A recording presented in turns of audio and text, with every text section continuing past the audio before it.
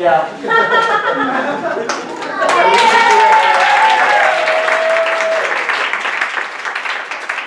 Special light. Good evening. Welcome. Thanks so much for joining us. My name's Ray Jivoff. I'm the Associate Artistic Director here at the Skylight, and I oversee the education program. You are seeing our final performance of KidsWrites Fantasy, which is one of the main components of our education program. You get a little description of it in the program that you got. Just to make sure you understand, Robin and Amanda go out to 13 schools, do creative writing workshops with students in grades 4 through 8. Creative writing workshop meaning we've picked a topic. This year it's fantasy. They talk about creative writing, how it should be original.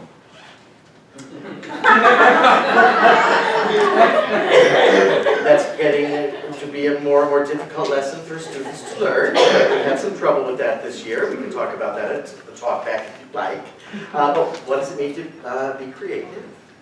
What does this topic mean to you? We brainstorm about all of that and cover the board with all their ideas about what that might be. Then they do some theater exercises, acting out a character or an idea that they might have, and then they sit down and they write for about 20 minutes. Then Robin and Amanda return, usually the next week, and do a second workshop where the students are able to correct their writing, add to their writing, finish their writing, work with another student in the classroom to write something together, write something new. A lot of choices in the second workshop. They also read some of the writing that was written in the first workshop. So we gather about 1,200 pieces of writing from all these schools. We then type everything exactly as it's written, uncorrected, and then we sit through all of that writing, whittle it down. This year I think I whittled it down to maybe, I think I was a pretty good whittler this year. I think I whittled it down to about 140 pieces that I sent out to our 5 composers, who sit through it and pick what they want to set to music. And then the cast and the composers can join us. The former cast members joined us for a reading where we sit around the table and we just read all the choices that we have, or as many as we can get through in an evening. We talk about which ones have interesting staging opportunities and which ones don't seem to be original, or which ones aren't finished, or those kinds of things. We have then whittled it down to about 25 pieces that you're going to see tonight. We don't correct the writing. It is performed exactly as the student wrote it in order to capture that student's writing in the moment. We don't want to fix it by adults afterwards. We want it to be their voice wherever it was back in October when they wrote. And we also want to reinforce to the students and the teachers that mistakes are okay, that mistakes happen all the time, that sometimes when they happen they're funny, as I think you'll hear tonight. But they also make the students in the audience, when they see the show and the writing is uncorrected, you see the audiences listening more carefully, trying to figure out the meaning of the word and what the author meant, so it further engages the audience. So a big goal for the program is to give young people a voice. They're writing something that then gets performed all over the Milwaukee area, and we want it to be their voice as much as possible. I think that covers it. Does it not, Bria? Yes! Very good. I'm very excited to say that we've got a couple of authors in the house tonight. We'll introduce them by name, but I know that there's 2, and one wrote The Journey, which is about the 4th or 5th piece, where they go into Pharaoh's tomb. And the other one is a song called My Mocking Doppelganger that comes later on in the show. So listen for those 2. Those authors are here. We have a composer present tonight, Jason Powell, and there are 4 other composers that worked on the project. Please, I ask you to turn off your cell phones. No photos or anything like that. We do have a photographer, professional photographer, taking pictures tonight, so hopefully that will not be distracting to you. And we're videotaping at the back of the house, so be extra enthusiastic and clap a lot. I regret that we left our lighting designer and board operator, Alan. I've always mispronounced it, Alan, and I've known him since he was in high school. Petrovich. Close enough. That's the story of my life. Close enough. So I asked you to turn off your cell phones. That's very good. Donna Comer is our music director.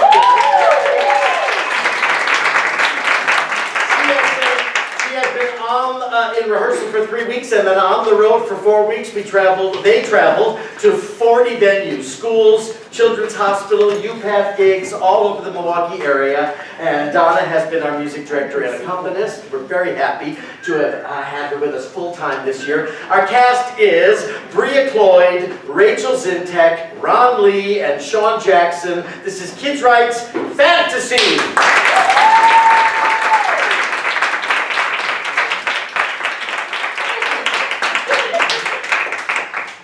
Fantasy is make-believe. Fantasy is what you wish reality was. Fantasy is a story that is not real, like unicorns. Fantasy is to make the world a better place. Food falls from the sky. Fantasy is to have invisible power. No sun, instead a super shiny meatball. Fantasy is what you want to be when you grow up. I like to be a mermaid and a singer. Be a wizard. I want to be a wolf. Fantasy is to write A world and story of your own. own. To do the impossible. Fantasy is to never die. My fantasy for the world is that no one will have cancer, won't starve, and stop killing.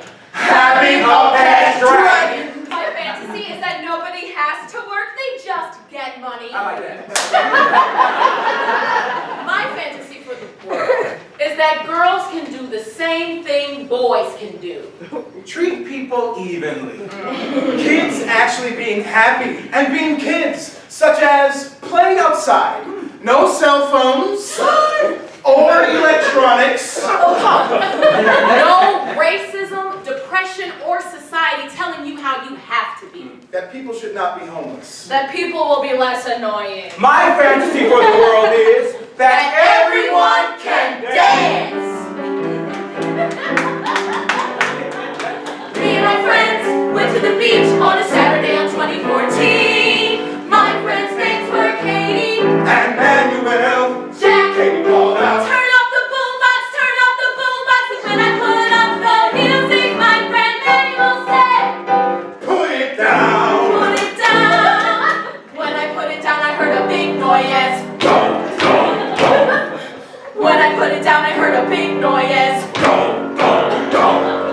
What's that Katie said? Getting out of the water. And behind her I saw A giant crab with a laser in its eye and armor everywhere. And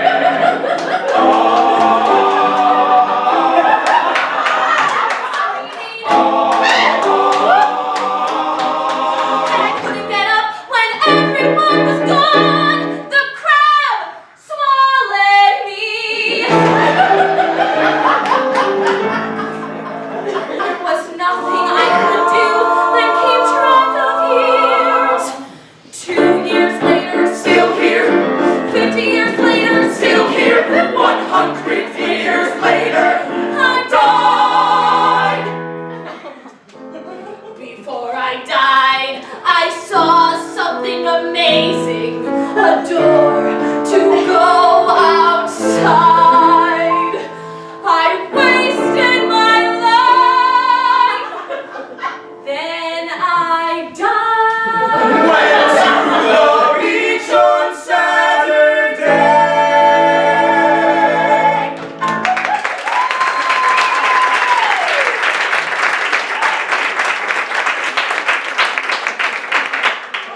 One day at school, my class was getting ready to go to lunch. We were all starving. It was super cold outside, so we went out to our coat hoods to get our jackets. Then, all of a sudden, the ground started to shake. Get back in the class! The teacher said, But we were too late! The whole school flipped over, and the whole class fell all the way to the front desk! This is a cold red. That's what we heard over the loudspeaker. We tried as hard as we could to get back to the classroom.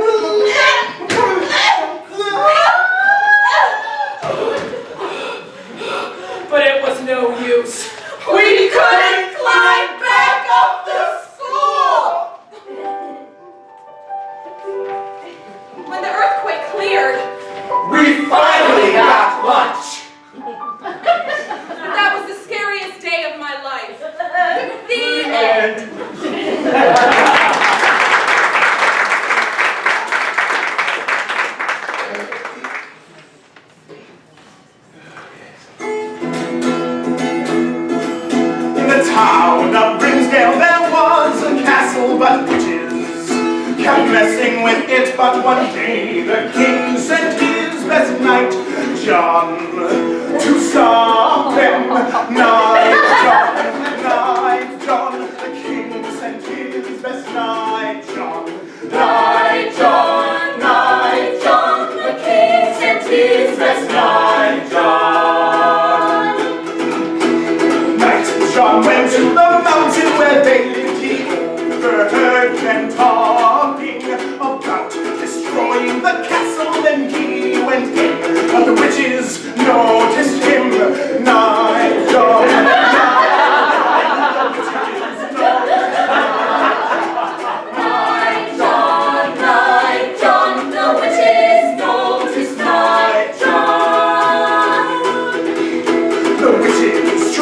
to drink the potion, but John took it and drank it, turning giant and crushing the witches in their laughing. Oh no! Turning giant and crushing the witches.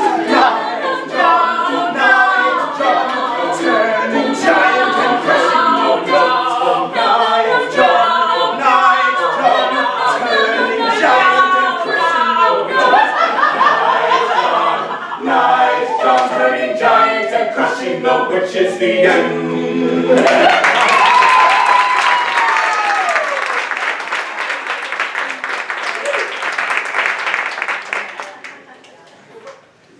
One day, in a very hot and dry desert in Giza, 3 explorers go by.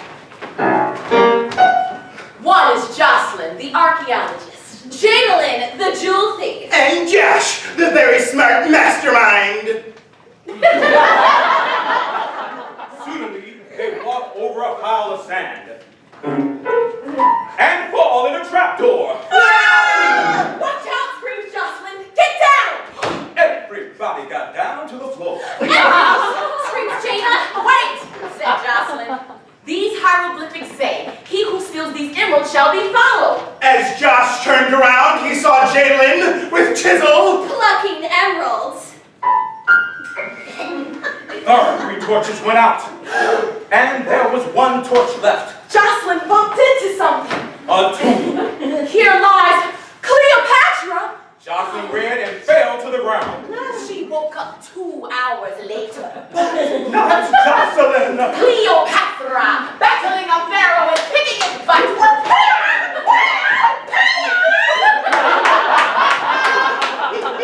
She woke up. With the ninja on the floor groaning. And Josh and Jalen in the corner.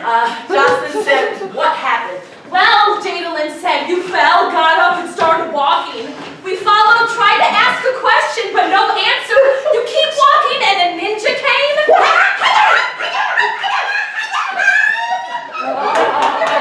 We fought him off, and here we are. Josh, help the ninja get up. What's your name? Henny, I helped guard Cleopatra and King Touchstone. Uh-oh, said Jada, pointing at Jocelyn. Bravo, she said. She's Cleopatra again, said Josh. Jocelyn led the way, then stepped on a pressure plate. Haggy caught an arrow about to hit Jocelyn. And then she saw it. A jewel room! Jadalyn rushed in and stuffed her bag so full of jewels and dug so deep and found a gold casket. Found King Tut, said Jadalyn. Jocelyn rushed over. This is one of my best discoveries besides Cleopatra.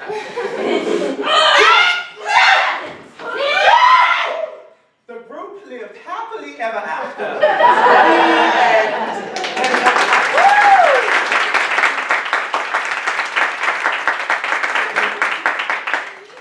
Why I want to become a poet, Being able to make people happy. or possibly sad, is It's a feeling that I could never explain. When people appreciate me or hate me, It's like nothing else in the world. When a thought hits my mind, I just want to write it down. but not caring about it just takes it to a whole different level. Speaking up and saying my feelings has always been hard for me. But writing them down, And letting people see, it's always been easy. People ask why I don't look into their eyes and say what I have to tell them. yet they still know for me, looking into someone's eyes is the hardest thing I've ever had to do. In a snowstorm in the KC, me and my brother went outside to play football. Here we go, come on. Ooh, come on, ah! The snowstorm got worse every time we kick off. Then something suddenly caused everything to shake. Oh, my brother thought it was an earthquake, but it wasn't.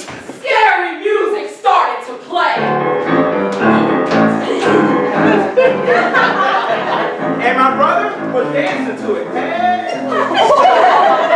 Then a snow hole opened up, and we heard evil laughing.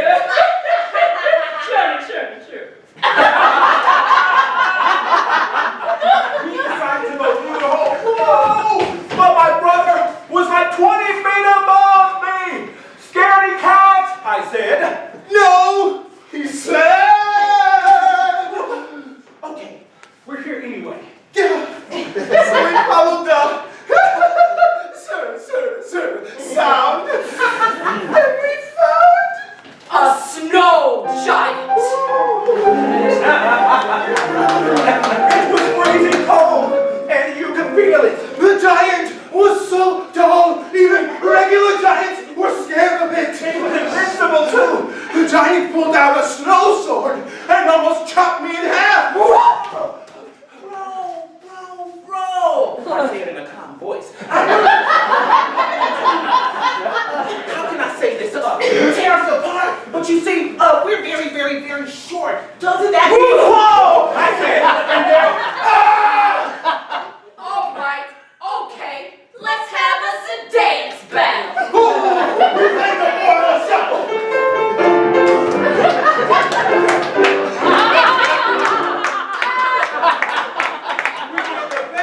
and we won. We shot the BB gun. You lost. You ate tomato sauce. We tried. Now let's get out of here, I said. The hole was closed, though. We saw 20 doors along the way. Oh, get that man!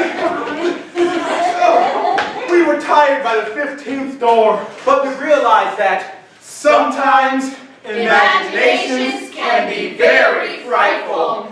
The end.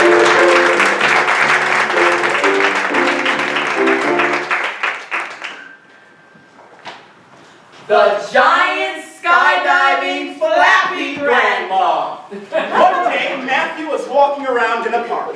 he heard this high-pitched squeaking noise.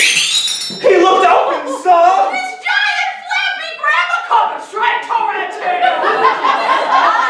She fell right on it. He woke up. and turned into a flappy gram. It was a grandma apocalypse. Run where you can. You could be their next victim.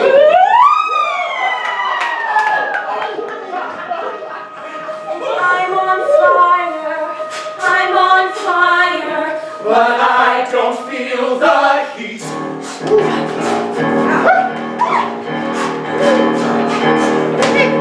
I'm on fire, but I don't feel the heat. Beep, boop, beep, as the smoke detectors go off. I wake up with flames on my bed. I'm on fire, but I don't feel the heat. As I walk, I leave a trail of fire. I go to take a shower, and the water started to boil and turn to vapor. What have I become? What have I become? I'm on fire. All day I try to control the fire, but it got worse. My house turned to ashes, and the grass, it caught on fire. Then I cried. I started to cool down.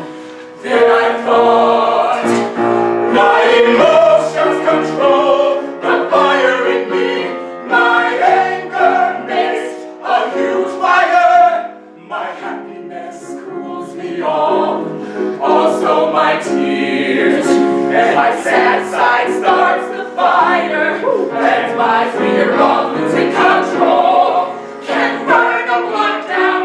Will I be safe? Will I be safe? Will I be safe? I'm on fire, I'm on fire, I'm on fire. To be continued.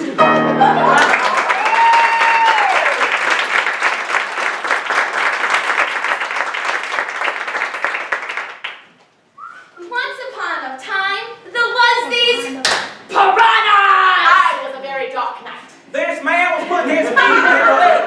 He was trying to fish for some fish. He brought his dog with him. Ruff! The dog saw a bubble in the water. The bubble kept going past the fishing rod. The dog just started barking like crazy. Ruff, ruff, ruff, ruff. Then the man felt something biting him. Oh! He screamed, oh! Then he felt about a lot of fish biting him. They pulled him the duck. They ate up his body in 1 minute. And the man was swinging on the dock. He tried to hold one, but he couldn't. The piranhas had a very strong grip. The dog barked. Ruff, ruff, ruff, ruff. The only thing that was left was Bose, Llewellyn, and his fishing pole. The piranha swam away. The dog barked so loud. Somebody heard him. They came running out their house and rescued the dog.